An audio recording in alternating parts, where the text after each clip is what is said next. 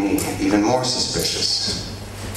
So what has happened then, I went to Kildare County Council, and I got letters saying, we're going to send out an engineer and we will get back to you. Well, the engineer could be on ACL as far as I know, because they never got back to me each time I asked.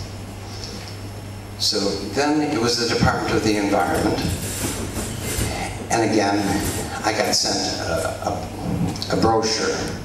But the brochure and the information contained in the brochure did not match the information that I was getting from other sources.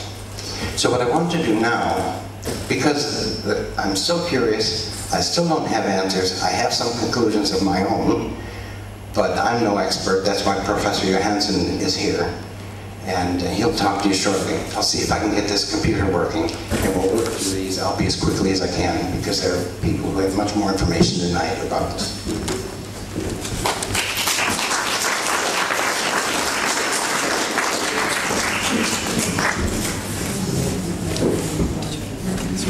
No. Please, on the screen. Yeah.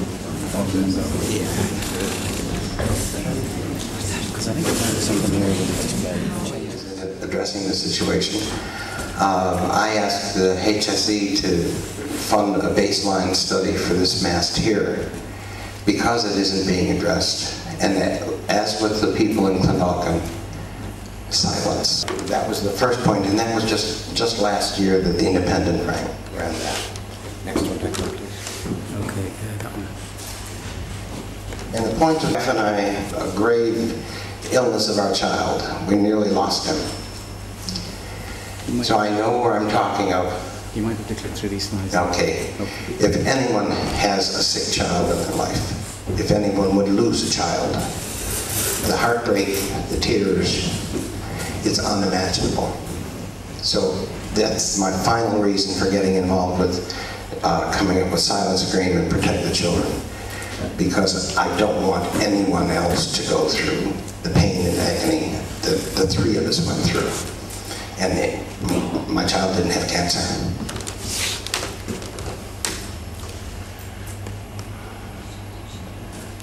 Okay.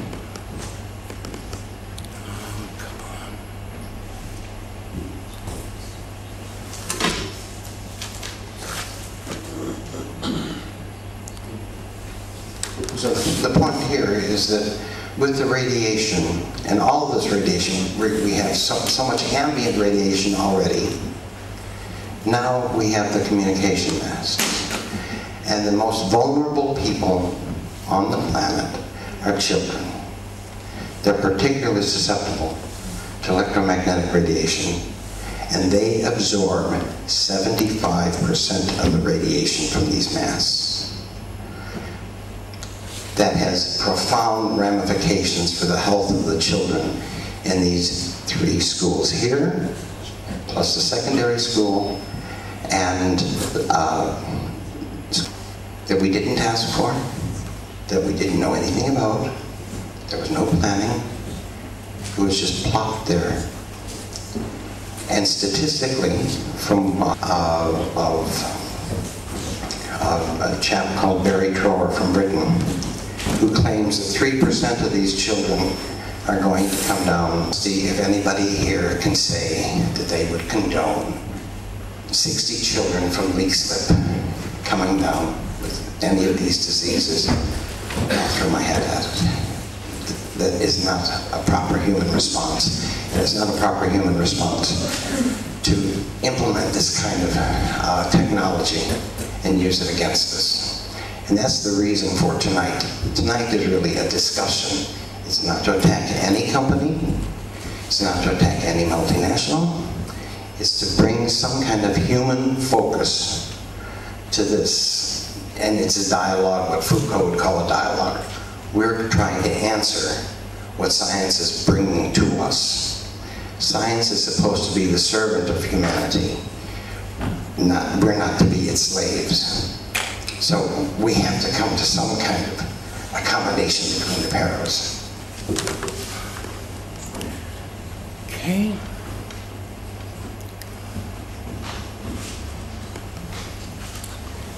Now, the next fact I'd like to address is, and the third element of this, is that your GP's wages are frequently, a large portion of his wages are coming from the HSE.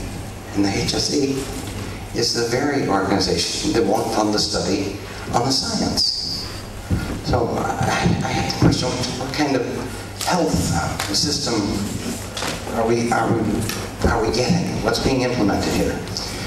And just as a further point, to underline that, this is the Open Door. This is a publication that circulated about 5,000 copies in the western suburbs of Dublin. And on the front page with the announcement of this meeting is an announcement of the invitation from the HSE for a lecturer to come and tell us about the benefits of euthanasia. Now, we'll see the next, further on in this, that an expert has said we have 20 years by the time all of this comes out. And just that euthanasia plan will be there just in time to catch us after we've gotten cancer and leukemia and brain tumors. And that's not the Ireland that I came to. So, in the middle of all this, we have a problem that we have different agencies, and in addition to the health service, we've got no one checking. We have Kildare County Council, if they're sending up to their engineer, and if he's not lost on ACO or abandoned ACO, who's checking all of these elements that we're dealing with here? This is an awful lot of litigation. We have cell phones. We have the internet wireless. Now, RTE has gone digital with the radio. Dennis O'Brien is going to roll out his digital television